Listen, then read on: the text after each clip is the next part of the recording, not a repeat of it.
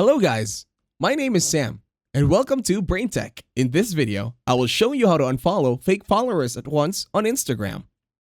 To start this tutorial, open and locate your Instagram application in your mobile device.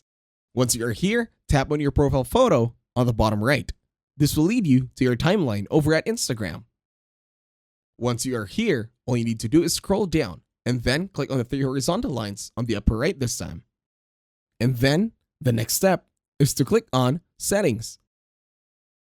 The one with the gear icon, this one over here. Now just tap on it. Now you will go to Help. Once you tap on Help, wait for it to finish loading.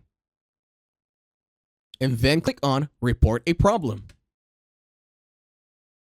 Once you report a problem, a pop-up will appear. Just tap on the button that says Report a Problem.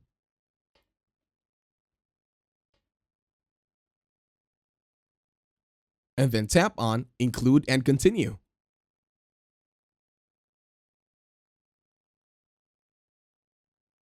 In here, you will briefly explain your problem over at Instagram. You can follow or copy the things that I am writing over here, or you could also compose your own. Just make sure it's clear, concise, and direct.